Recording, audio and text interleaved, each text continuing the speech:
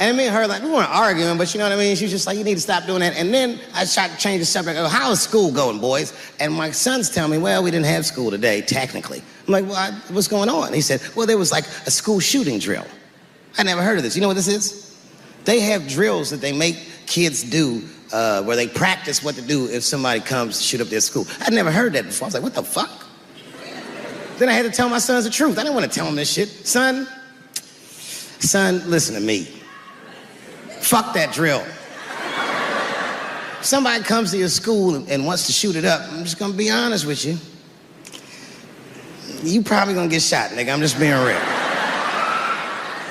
You got a famous dad. I talk a lot of shit. They gonna be gunning for you, little buddy. Just stay low and run in a zigzag pattern and don't try to save anybody, son. Do you understand me?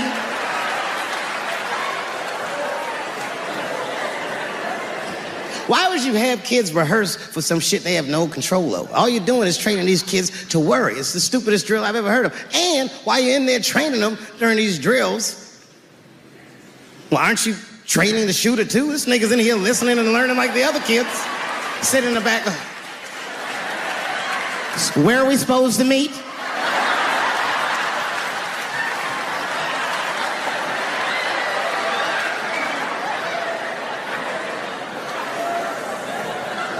If you're a parent, this shit is terrifying. This shit is real scary. All the parents is looking at each other crazy. Because we know as parents that one of us is raising the shooter. Just don't know which one of us it is. All we know for sure is that if you're a white parent, the chances that it's you is exponentially higher than the rest of us. And shooting up school is a white kid's game. It's fucking crazy. You know, I hated school too. It never occurred to me.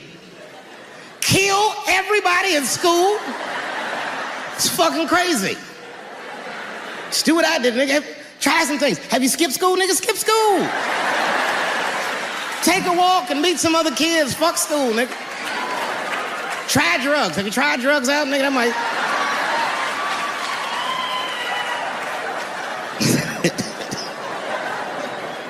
Some scary shit. I've given this a lot of thought. I don't see any peaceful way to disarm America's whites.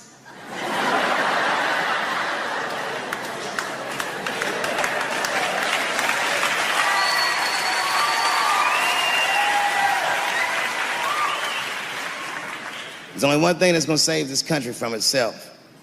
Same thing that always saves this country from itself. And that is African Americans.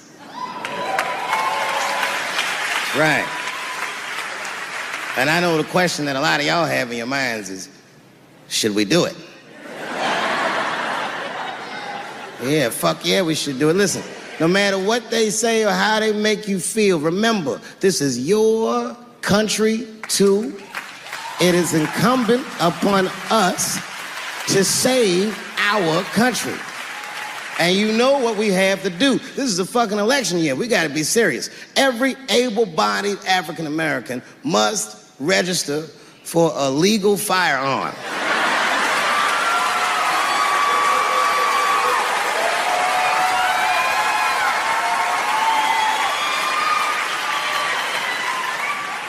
That's the only way they'll change the law.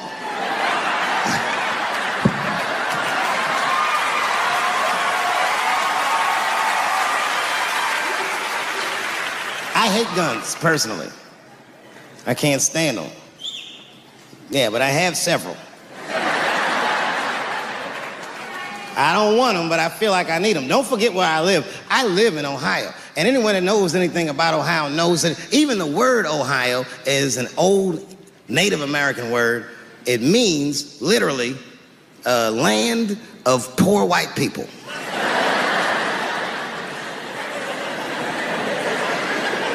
And I don't know what's going on down here, but in my experience, poor white people love, and I mean they fucking love, heroin. They can't seem to get enough of it. I didn't even know what I was looking at first. I was just driving like, why are all these white people so sleepy out here? These things...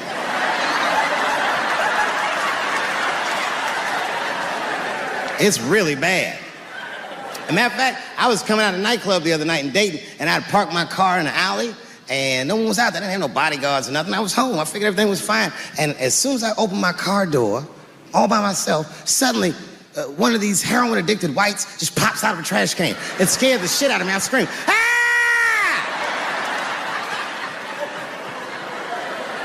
And then I realized it was a woman. She was fucked up. She's like, "Hey, man, relax, okay?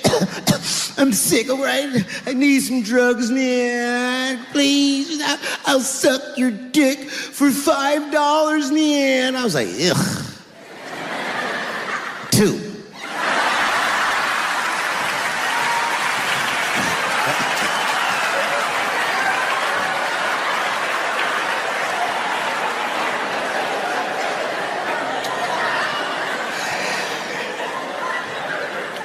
Obviously, I'm joking. This opioid crisis is a crisis. I see it every day. It's as bad as they say. It's ruining lives. It's destroying families. Sadly, you know what it reminds me of, seeing it? It reminds me of us. These white folks look exactly like us during the crack epidemic. You know, it's really crazy to see. And all this shit they talk about on the news about how divided the nation is, I don't believe it. I feel like nowadays we're getting a real good look at each other. It's wild because I even have insight into how the white community must have felt watching the black community go through the scourge of crack. Because I don't care either.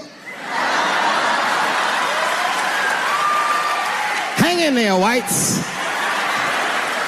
Just say no. What's so hard about that?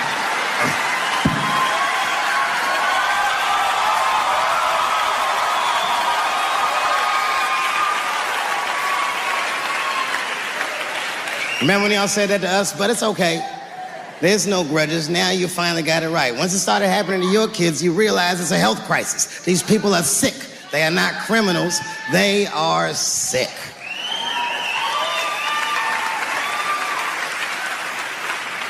Be that as it may, I'm armed to the teeth. First gun I bought was a 12-gauge shotgun. I didn't want the gun. Remember, though, I'd moved to a farm, and I was sitting there on the porch, and I see a white dude walking across my property, entitled, like he's supposed to be there. He had a rifle over his shoulder, too. Ain't that a bitch? I said, what the fuck is this guy doing on my property? I was mad as shit, but I was unarmed. So I ended up just waving to this motherfucker like a bitch. I was just like...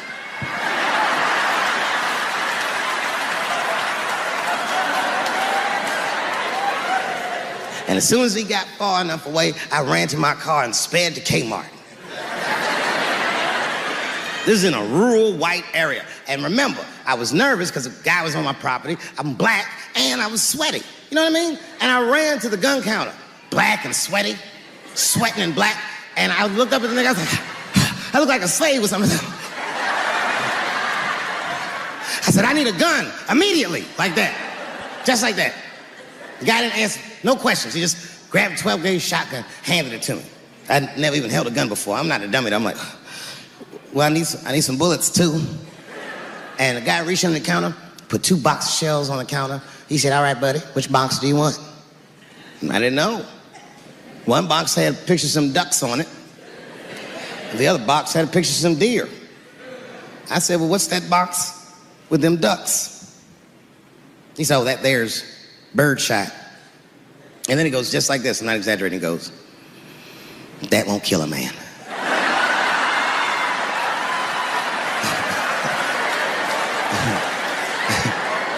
He said, it'll just pepper him up nicely. I said, what the fuck? Pepper? You know what it means to pepper a motherfucker up? It means that when the shell explodes, hot BBs will shoot out of the barrel of the gun, not killing a motherfucker, but penetrating their skin and shallow flesh. Boy, that's gotta hurt. Hot BBs? Ha, ha! Remember when Dick Cheney shot a motherfucker in the face and he lived? That was birdshot. I said, well, what's that box with the deer on it? He goes, oh, that there's buckshot. Had to put a hole in the goddamn truck if you wanted to. I found these notebooks and I started going through the notebooks and there was all this wonderful poetry in them. Written in his handwriting. I didn't even know this nigga wrote poems.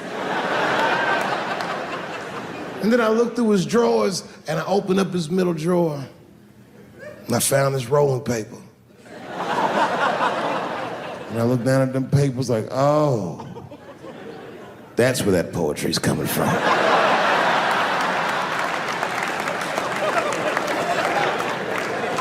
And that shit broke my heart. I mean, I smoked weed, but I mourned my son's innocence. And I cried a little bit. And I took his papers upstairs to my room. Rolled some weed that I'd hid from the family. And I got really high. And then I got paranoid, so I put his papers back how I found them.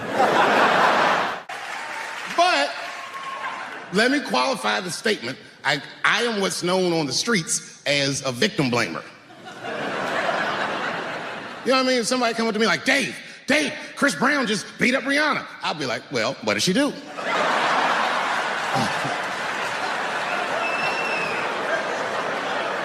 Dave, Michael Jackson was molesting children. Well, what were those kids wearing at the time?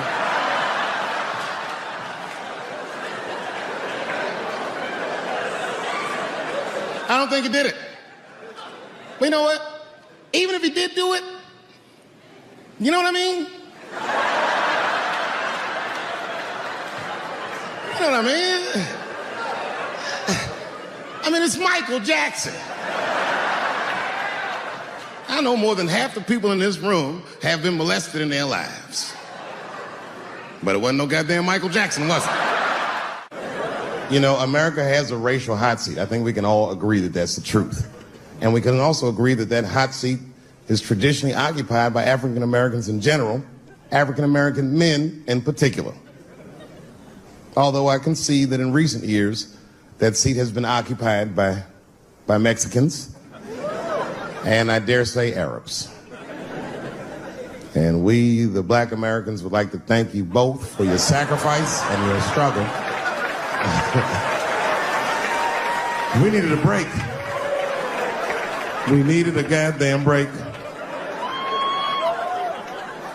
We all go through something, but at least I can leave my backpack someplace. If you Arab and forget the backpack, you got about 20 minutes before they send that robot to blow your shit up. Stars. All our stars, man. R. Kelly pissed on his victim. I know, it was rough. But I mean, again, I can't even judge R. Kelly. First of all, we don't know if these allegations are true, and not even if they are true. If you want to know how I feel about it honestly, if a man cannot pee on his fans, I don't want to be in show business anymore because, well, that's why I got in the game, baby. I got dreams too.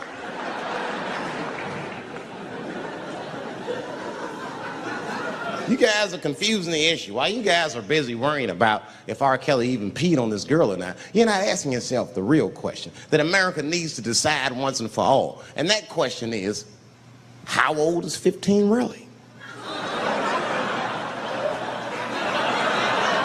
No, that's a good question. That's a good question. I'm not saying that a person is as smart as they're going to be at 15. That's not what I'm saying, man. But I am saying 15 to me is old enough to decide whether or not you want to be pissed on. I mean, that's me. If you can't make a decision like that by the time you're 15, then just give up, motherfucker, because life is way harder than that. I make tougher decisions all the time. If you don't want to get pissed on, just get the fuck out of the way. It's not even a decision. If I start peeing on the front row, they're not going to have to calculate and think, oh, how do I feel about this? Am I okay with it? They just move.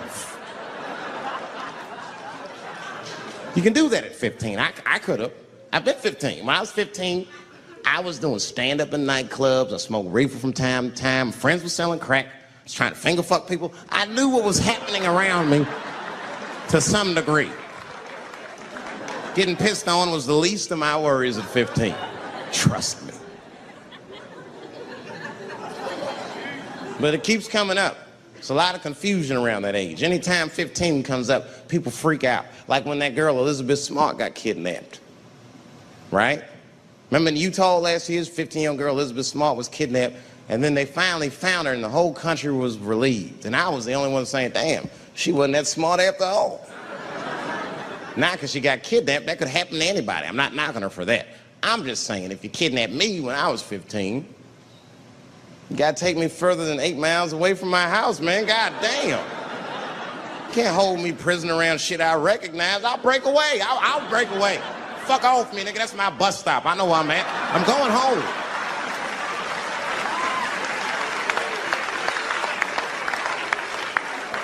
She was missing for 6 months, 8 miles away from my house. That's 2 exits, man. That's nothing. And while she was missing, during this half a year that this girl is missing, there's a 7-year-old black girl gets kidnapped in Philadelphia. Nobody knows her name. They might have talked about it 2 or 3 times on the news, but she should have been the top story. Because she chewed through the ropes and had both of these motherfuckers in jail in 45 minutes flat. 7 years old. I'm not making this up. These 2 crackheads kidnapped her and took her back to the crack house and tied her up. And then they left her. The crackheads, they gotta make moves. Crack, smoke, chocolate to eat. These motherfuckers made moves, they was out. But as soon as they left, this little girl got the nibbling. She was kidnapped at 4 o'clock and at home watching herself on the news at 5:30. That shit is crazy. That's a news story. That is a news story. Now, meanwhile, in Utah, 15-year-old Elizabeth Smart's captors left her alone too. And they didn't even tie her up because they're hillbillies. They just bounced. Don't try to escape, bitch, or we'll kill you. Be right back. They leave. And she's 15, sitting in the house by herself. How am I gonna get out of this? Come on, Elizabeth, think. Think, Elizabeth, how am I gonna get out of here? Why don't you just open the fucking door and go outside? Have you thought about that? Do you have a quarter? Do you know your phone number? You're 15, bitch, run. Stop thinking and stop making moves. I know I sound mean, and I know what the people are thinking when I'm saying this. Dave, she is only 15.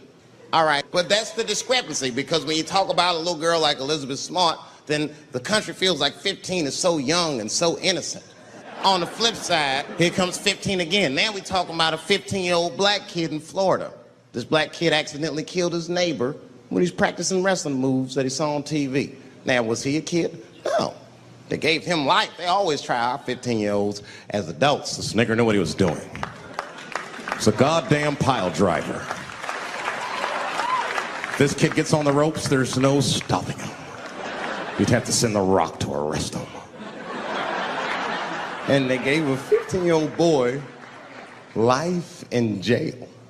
If you think that it's okay to give him life in jail, then it should be legal to pee on him. That's all I'm saying. You got to make up your mind across the board how old 15 actually is. That's all I'm saying. So I'm going to tell you right now, if somebody comes in here and puts a gun in my head and says, Chappelle, you got a choice to make. You're either going to jail for a month or we'll let you go, but you got to let R. Kelly pee on you. I'm not hesitating. Bring in R. Kelly and tell him to stay away from my ass.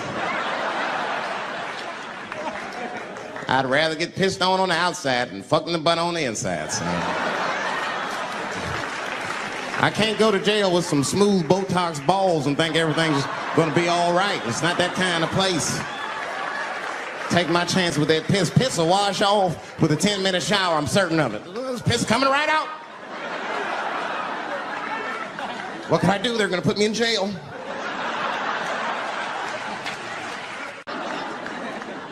You know who I feel real bad for is Indians. Everybody feels bad for Indians. They get dogged openly because everybody thinks they're dead. These motherfuckers are not all dead, all right? With my own eyes, I've seen a gathering of 1,500 Native Americans. They were all gathered in one place. The place is called Walmart in New Mexico. There's Indians everywhere. I'd never seen Indians before. I wasn't even sure if they were Indians. It's fucked up, but I asked one of them. It's not nice, but I seen him in the sports section looking at bows and arrows. I had to say something. Excuse me. I don't mean to be rude. I Are you an Indian? And he was cool. Yes. Yes, I'm Indian. Still didn't believe him. I had to test him to be sure. This is fucked up. But I had a gum wrapper in my pocket, so I balled that shit up and I threw it on the floor. And a single tear came out his eye. I said, oh, shit. I had so many questions. So what tribe are you from? I am a Navajo. I said, word. I studied you in social studies. You're a hunter-gatherer, correct? He said, I guess so. That's what you wish to call it. I said, why? What do you call it? He said, I am an alcoholic.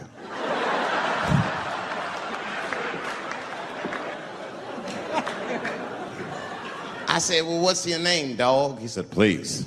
Dog is my cousin. That was a good guess. My name is Running Coyote. What is your name, friend? And that shit caught me off guard. I mean, I didn't want to say my name was Dave to a motherfucker named Running Coyote. This don't feel good enough. He just put me on the spot. I said, huh? My name, what? Oh, my name's Blackfeet. Then I changed the subject. Forget about me. What's going on with you? I want to meet your chief. Why don't me, you, and your chief and your friends get together tonight? We could have a real live peace pipe smoking ritual. We need to celebrate, nigga. I thought you were dead. And he set it up. It was beautiful. It was just like I dreamed. We was all sitting around. Them Indians was beating the drum.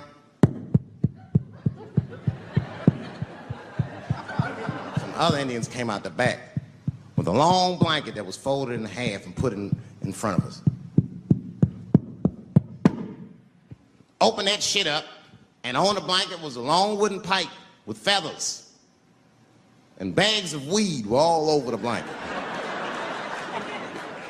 Chief walked over.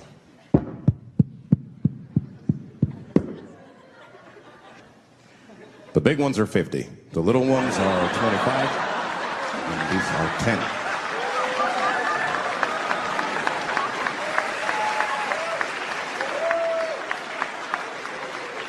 Me and those Indians got high as shit. I was baked. I told the chief, he was talking, I cut him off. Time out, chief. Sorry to interrupt. I'm fucking smashed, man. The weed's too strong. I'm itching. This is PCP. The spirits have got me. Chief, the spirits have got me. And the chief threw some water in my face. Calm down, blackface. Splash. I said, hey, it's Blackfeet, motherfucker. Take it easy.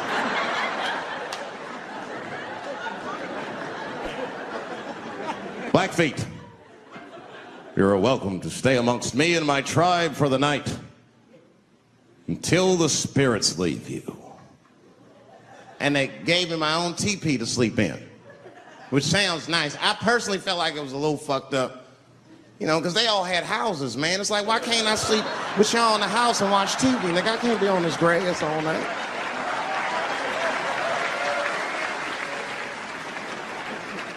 Yeah, Indians is rude, man. Everybody's rude. Indians, they eat nasty food. All they ate was corn and shit. Doritos, I think they call them. That's right. People only see the surface. They see the division in our foods. Just because I eat chicken and watermelon. They think that that's something wrong with me. Let me tell you something. If you don't like chicken or watermelon, something's wrong with you, motherfucker. There's something wrong with you. Where are all these people that don't like chicken and watermelon? I'm sick of hearing about how bad it is. It's great. I'm waiting for chicken to approach me to do a commercial, nigga. I'll do it for free, chicken. It's the least I can do. They make fun of Latin people for eating, what y'all eat? Beans, rice, corn. Listen, that's not a reason to hate a motherfucker, all right? It's funny, but it's not a reason to hate. The only reason these things are even an issue is because Nobody knows what white people eat. You've been very good at keeping that shit a secret amongst yourselves. I study white people. You don't know that. I'm writing a paper on you. Not even for school, nigga, just to do it, just to get, I'm just doing independent research. I'm spending my money, that's why I'm working so hard. I follow you around grocery stores. They freak out. I just try to peek in the cart. They always say, get away from my cart, nigga. What are you looking at? Chicken and giblets are over there. You must be lost. These are vegetables.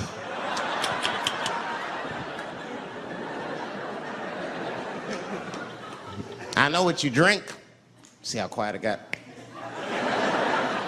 Grape juice. Surprise, motherfuckers, you didn't know I knew about grape juice, did you? Oh, don't play dumb with me. Look at what is it? A lot of black people don't have the privilege of knowing about grape juice because they have grape drink. It's not the same formula that you get. Ain't no vitamins in that shit. You might have one of your black friends over, Todd. Todd, would you care for a glass of grape juice? What? Nigga, what the fuck is juice? I want some grape drink, baby. It's purple. I don't think I know what a grape drink is. What? I have some apple juice if you want. What the fuck is juice? I want some apple drink. Scream.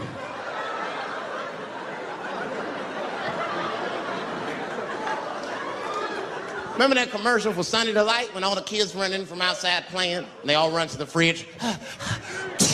All right, I got some purple stuff, some Sunny D. As soon as you say Sunny D, all the kids go, yeah! Watch the black kid in the back. If you ever see that commercial again, look at that black kid. He'd be like, I want that purple stuff. That's drink, nigga, that is drink. They want drink. I want all them vitamins, nigga, I want drink. Sugar, water, purple. That's the ingredient, sugar, water, and of course, purple. It's too fucking much. I got a lot of things to talk about tonight. First of all, I've stopped smoking weed. With black people, you didn't let me finish, motherfuckers. God damn. I'm sorry, black people, to break the news so publicly, but I can't smoke with you anymore. Every time I smoke weed with my black friends, all you talk about is your trials and tribulations.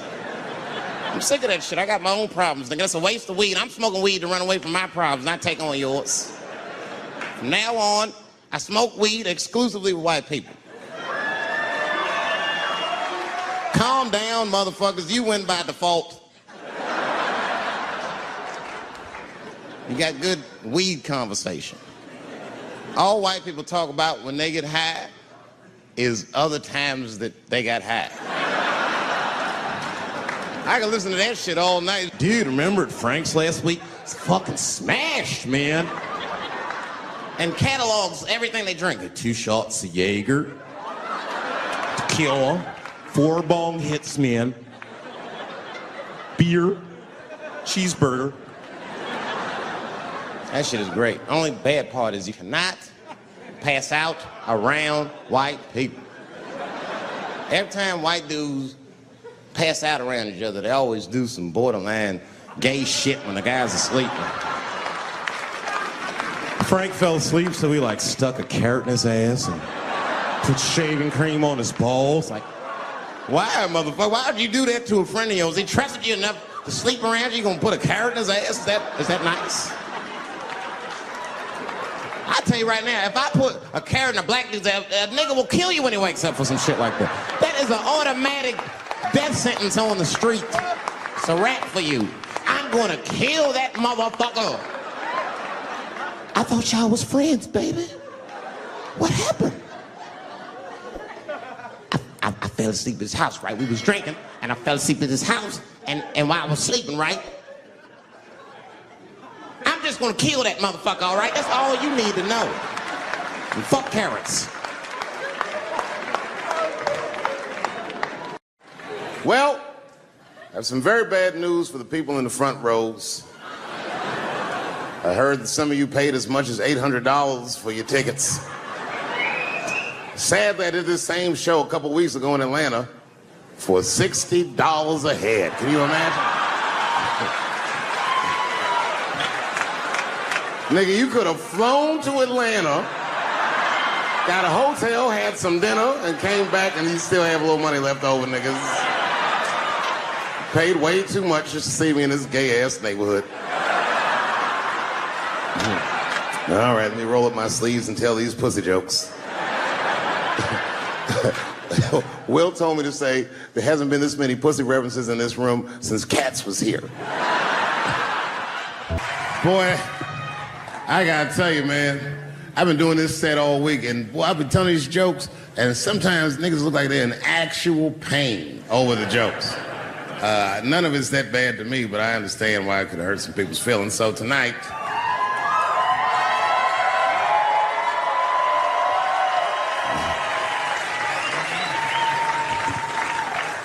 I'm gonna give you an opportunity that I rarely give anybody. I'm gonna let you say whatever it is you need to say to my face, or ask me whatever it is you want to know. But there are no dumb questions allowed. If you ask a stupid question, you'll be asked to leave. Now I'm just kidding. Go ahead. Everyone relax. Come on. Oh, yes, sir, in the front. 2 questions. How often do you write? And can I have a cigarette? All right. First, you may have a cigarette, but remember, this is not jail, motherfucker. This lady right here. I have a question. Do you remember this scene?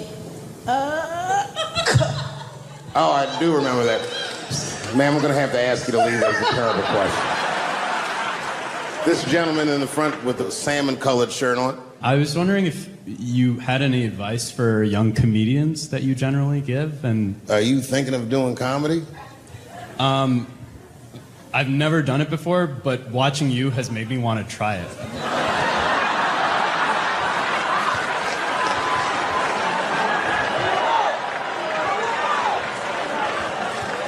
I don't know if that's an insult or not. It's a compliment. It's. I mean, niggas don't say I've never done brain surgery, but it looked a lot easier than I thought. I'm teasing. All right, here'd be my advice. Okay, I don't know how comedians start nowadays, right? But what I would suggest is just start. And once you start, you can't really stop, no matter what happens, no matter how bad it gets, no matter what people say. You know what I mean? Because comedy is weird like that. You know why I hate watching other comedians do comedy? Not because I hate other comedians, but because I love comedy so much. It's like watching somebody else fuck your girl. And I say, fuck her better than that. Yes, you on the aisle up there, the lady with the long... Yes, you standing up, I see you. My favorite book of all time, The Narrative of the Life of Frederick Douglass.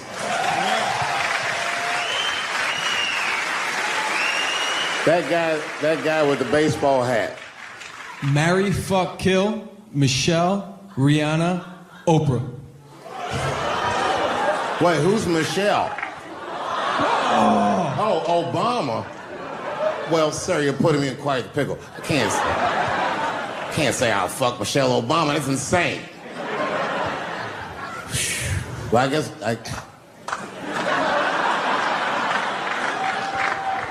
I mean, because I wouldn't kill any of those women. But I'd fuck all three of them.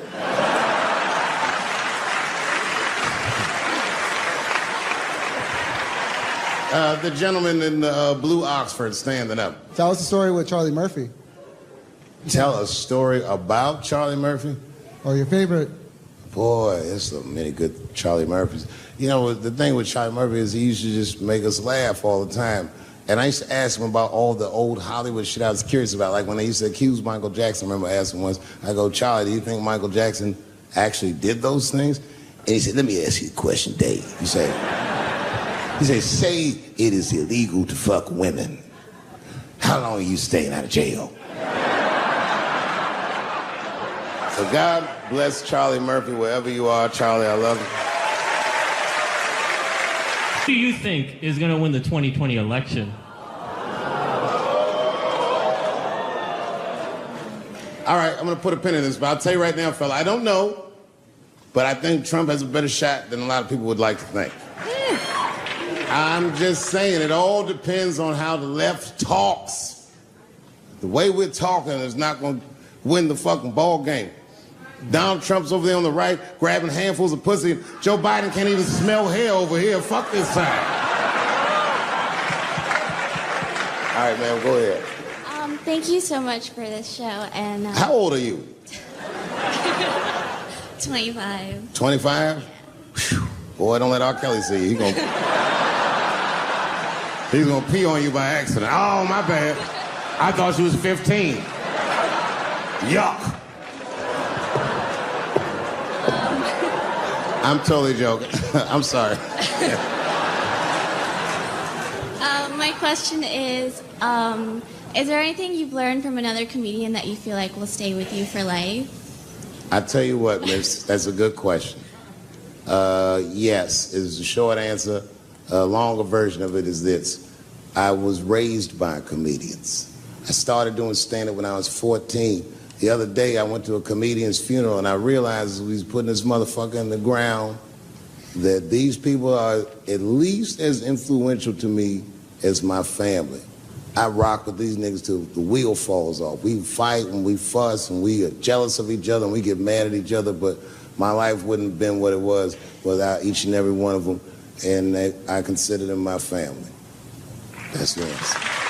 Still hadn't figured out exactly how to say what I wanted to say, but I was doing pretty good, and I was doing some Me Too jokes, and a woman stood up from the audience and she was crying. Clearly, it was a white woman.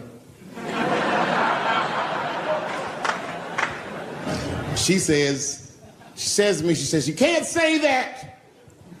It's 200 seat room, it's a very small room. I'm like, what the fuck are you, like, miss, are you okay? What are you doing? She said, you can't say that. I said, yes, I can, it's my show. I'll say whatever the fuck I want. The crowd's like, ooh, like this. And then she gets up from the table and she starts making a big, like, show of just pushing through the aisles and all this stuff. And there's like a curtain right before the front door. And she gets to the curtain and she's crying. It's fucking crazy. She says, I'm sorry I was raped. It's a fucking comedy club. It's like loud farting getting out of an elevator. Nothing funny can happen in here. Now I'm trapped in a room with this woman's fucking stink.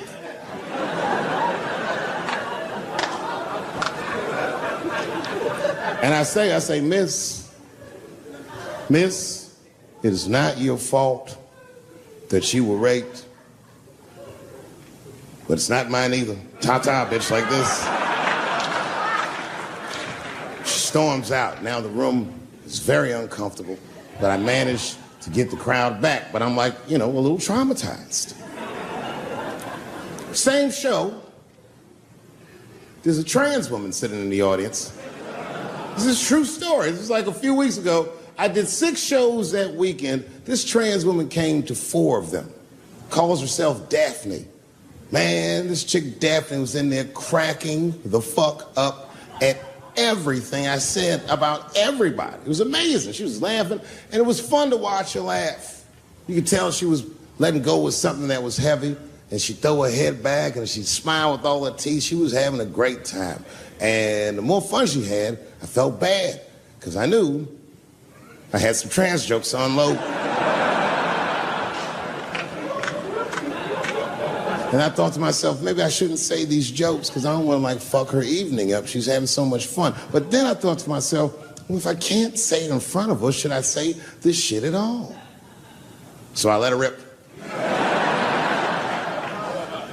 And to my surprise, Daphne laughed harder at the trans jokes than anybody in the room. In fact, everybody in the room would look at her to make sure it was okay. And I got off stage, I was in the dressing room, I was like, man, this is a fucking weird show. I'm sitting in the dressing room by myself just trying to figure out, like, what the fuck just happened out there? Like, Why is it that this one woman can't take any of these jokes and Daphne can take all of these jokes? So weird. And then I realized, Daphne used to be a man.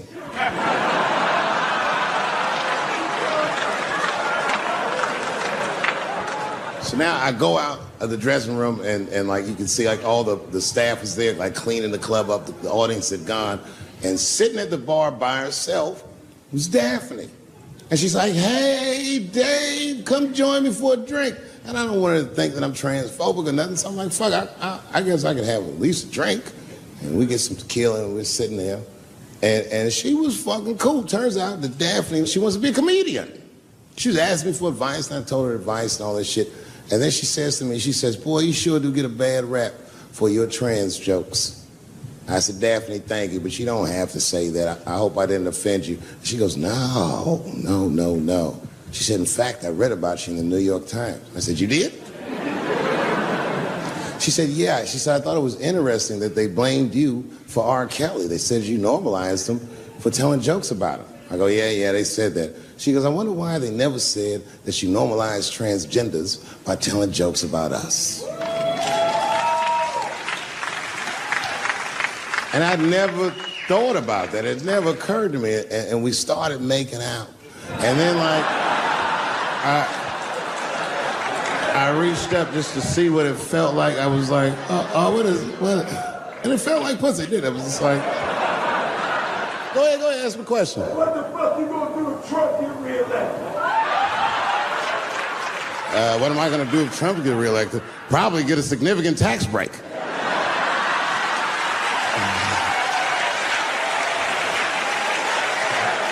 Hey, you wanna know why I don't even talk about Trump in my show? Because that motherfucker is not the hokey pokey. He is not what it's all about. There's millions of people that put him in power, and the ideas that he puts forth are not his own. He's singing poor white people's greatest hits. So why the fuck would I worry about him and not the other millions? Really, you know who I'm gonna vote for next time if things keep going the way it's going is that gay dude. No, Mike Pence. It's a safe place where I could tell some jokes. And I find out that this comedian I know, Chris Tucker, who's in all those Rush Hour movies, I find out that Chris is in San Francisco too at some charity event. So I call him, I'm like, yo, I just saw you at some charity event. I said, I'm doing a show at the Punchline. Why don't you come by the club after your event? He's like, cool, Dave. I thought she was dead, nigga. I'll come by.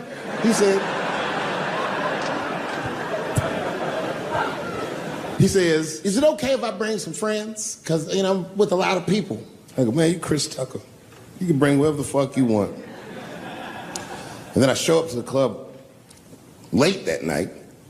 I walk into the dressing room, and sitting in the dressing room is Gavin Newsom, who at the time was the mayor of San Francisco, but now he's the governor of California. And sitting next to him was Kamala Harris, who at the time was the DA of San Francisco. Now she's the senator from California that's front running on the Democratic ticket. And sitting next to her was Al Gore. It's fucking weird. And sitting next to Al Gore was the guys from Google, Sergey, and I don't know how to say these. All right. And it was Chris Tucker and Ben Jealous, who at the time was the president of the NAACP, who was all just at this big charity dinner, and Paul Mooney was drinking scotch. And we all was just in there. And, you know, first I was a little uncomfortable when we started talking, and we all got along really well. At some point, Kamala Harris she says to me, she goes, you know, a friend of mine is announcing his candidacy for president tomorrow. I went to college with him. I'm like, what? I go, Barack Obama? She goes, you've heard of him? I'm like, yo, I just read about this dude. And she goes, yo, yeah, blah, blah, blah, we talking. She goes, you know what? She says, let's call him on the phone. I said, what the fuck? And she picks the phone up and she dials and she's listening like this. And she goes, this is voicemail. And she gives me the phone. She goes, leave him a message. You know, I didn't know what to say. I just said what you say to any black dude that's running for president. You know, stay low, running a zigzag pattern, this kind of shit.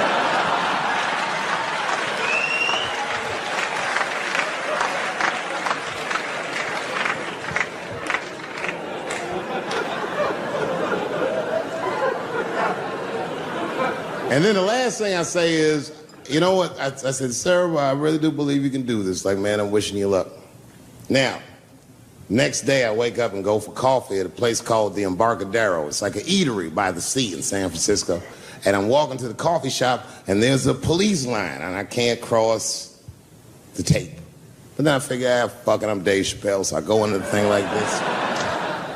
And the police yoke me. These motherfuckers like tackle me immediately. And I see over the police's shoulder Gavin Newsom. I couldn't remember his name, but I remember the night before I had kept teasing him and saying he looked like Christian Bale, the guy from the Batman movies. So I see him and I can't remember the name, so I'm just like, Batman, help!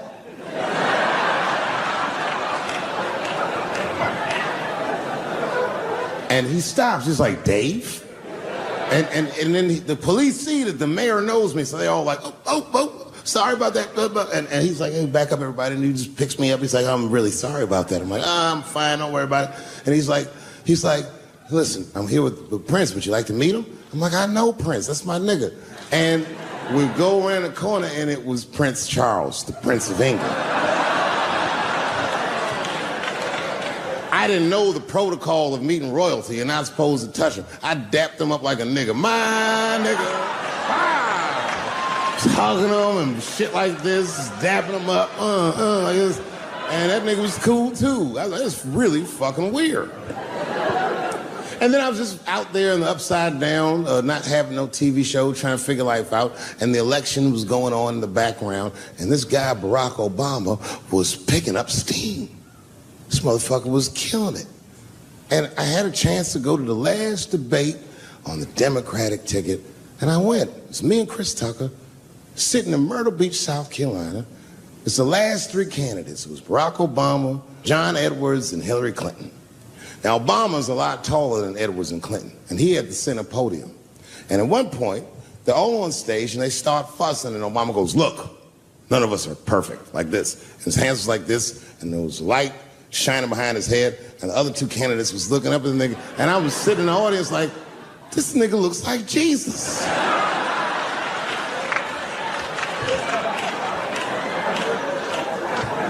And I realized in that moment that I was looking at the next president of the United States. I was certain of it. I couldn't explain it, but I knew what I was seeing.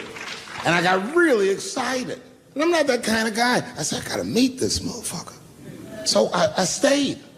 They were all on stage doing interviews, and I just waited. I was waiting and waiting, and then John Edwards was done with his interviews first, because everybody knew he wasn't going to win. And I see John Edwards, and I said, hey, Senator Edwards, I just want to say hi. And that motherfucker looked at me like, I'm like, fuck you, nigga, you gonna lose anyway. And then he left, and then Hillary Clinton just walked by me in one of them Steve Harvey suits.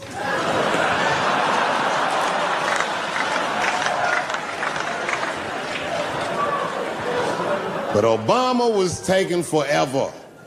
Everybody wanted to talk to him. When I knew the media saw exactly what I saw, there was no question about it. That was the guy. I waited and I waited, and finally, it must have been over an hour and a half, he finishes his last interview. He's like, well, thank you very much. Good talking to you. And he turns around, and we make eye contact. He sees me, and when he sees me, he looks over, he goes, Dave Chappelle. And Obama did me the same way I did Prince Charles. He dapped me up, and he like bro hugged me, and he pulled me in, and I'll never forget this. He said in my ear, I got your message. Thank you very much, New York. Thank you very much for being here. But before I start tonight, I just wanted to read a brief statement that I prepared. I denounce anti-Semitism in all its forms. And I stand with my friends in the Jewish community. And that Kanye. This is how you buy yourself some time.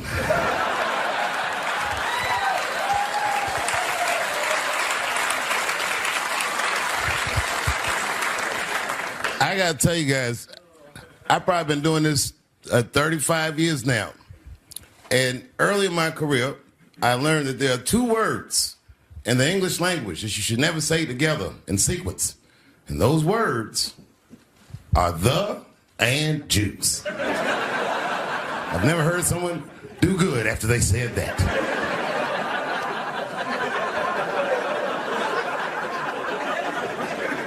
Kanye's gotten into some scrapes before. Normally when he's in trouble, I pull up immediately. But this time I was like, you know what? Let me see what's gonna happen first. Just want to see where this is all going.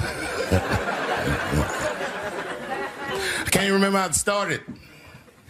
Vaguely, I remember it started with a tweet, strange tweet.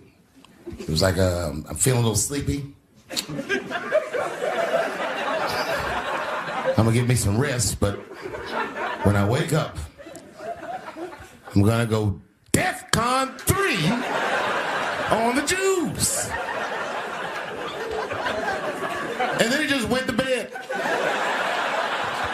I was up all night worried. What is he gonna do to the Jews?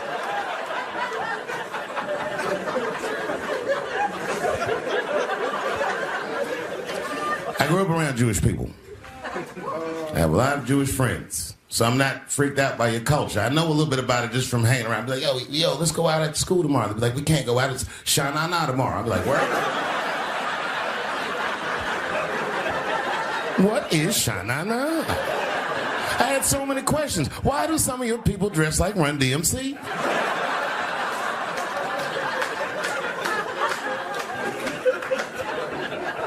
When Kanye woke up from that nap, he went right to work. A year ago, I'd seen him on a podcast called Drink Champs. Great show. And it was an amazing appearance. Noriega and them were there, the rappers that I love, and they all had their gold chains and stuff on.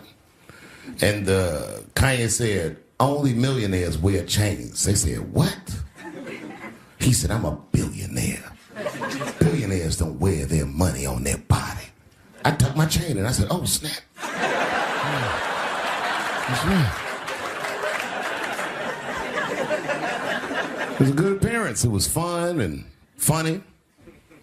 But when he woke up, he went on Drink Champs again. This time, he was on one. He was mad about something. He said, I can say anti-Semitic things, and Adidas can't drop me. Now what? Adidas dropped that nigga immediately.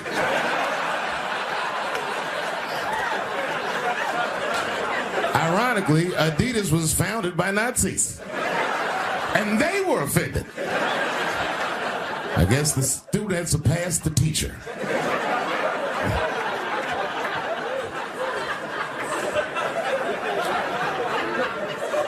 It's a big deal. He had broken the show business rules. There's just a rule. You know, the rules of perception. If they're black, then it's a gang. If they're Italian, it's a mob. But if they're Jewish, it's a coincidence, and you should never speak about it.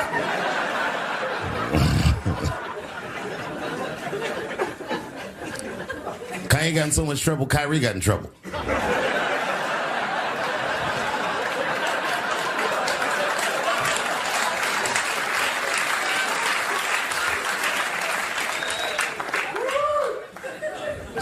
Kyrie Irving posted a link to a movie that he had seen on Amazon. No caption on the poster, nothing like that. But apparently this movie had some, I don't know, anti-Semitic tropes or something. And it was some weird title like From Hebrew to Negro or something. And the NBA told me he should apologize, and he was slow to apologize. And then the list of demands to get back in their good graces got longer and longer, and this is where, you know, I draw the line. I know the Jewish people have been through terrible things all over the world, but you can't blame that on black Americans. You just can't. You know what I mean? Thanks to the one person that said that. A fair punishment would be he should just post a link to Schindler's List and y'all write your own captions.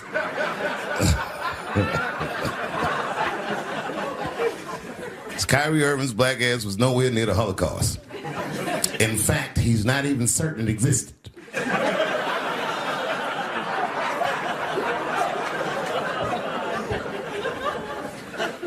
I saw one news pundit screaming about Kanye. She said, mental health is no excuse for that type of language. Yes, it is, bitch. You can kill somebody if you're mentally ill.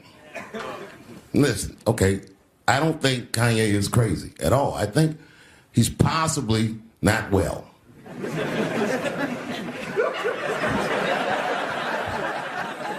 Well, I've been to Hollywood. I don't want y'all to get mad at me. I'm just telling you. I've been to Hollywood. This was just what I saw.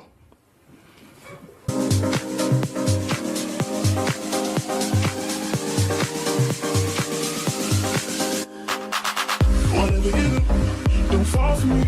Don't put your trust in me. Don't even lie for me. I want you, honey. I don't get it. It's a lot of juice.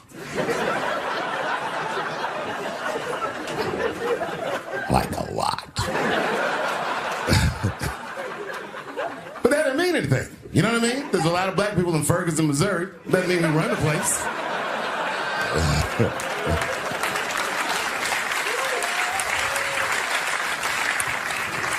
I could see if you had some kind of issue. You know what I mean? You might go out to Hollywood and your mind might start connecting some kind of lines, and you could maybe adopt the delusion that the Jews run show business. It's not a crazy thing to think. But it's a crazy thing to say out loud in a climate like this.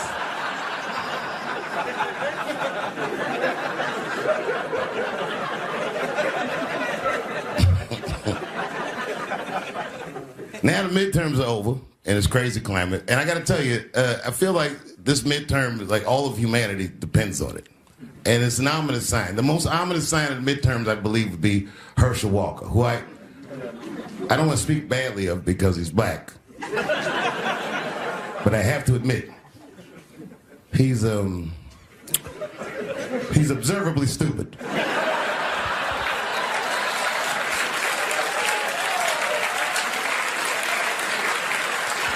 Even when he's not talking, his mouth be open a little bit like. He's the kind of guy that looks like he thinks before he makes a move on tic-tac-toe.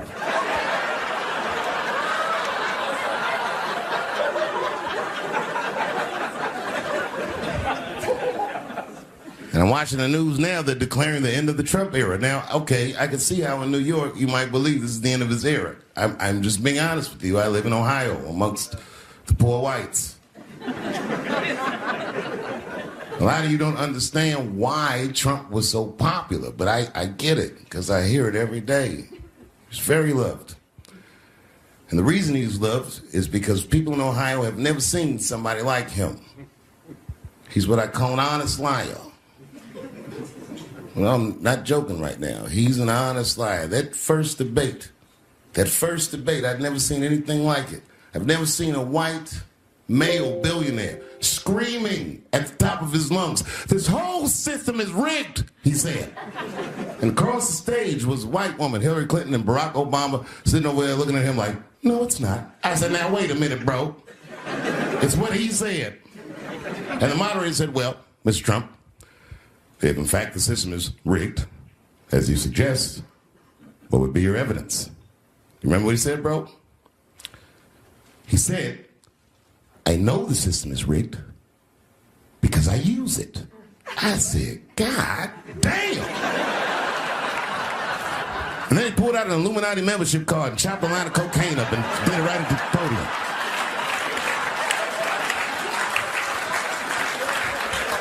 No one had ever heard someone say something that true. And then Hillary Clinton tried to punch him in the taxes. She said, "This man doesn't pay his taxes." He shot right back. "That makes me smart."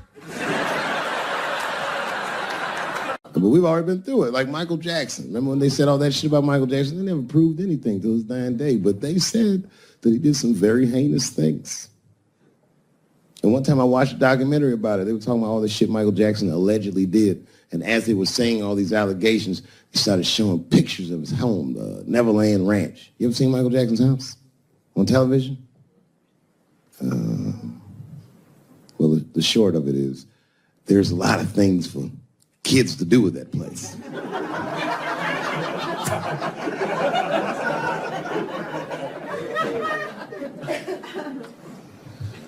And I saw the whole thing, exotic animals and Ferris wheels and merry-go-rounds and shit. And the more they showed it, the more certain I was that I don't think Michael Jackson did any of those things they said he did.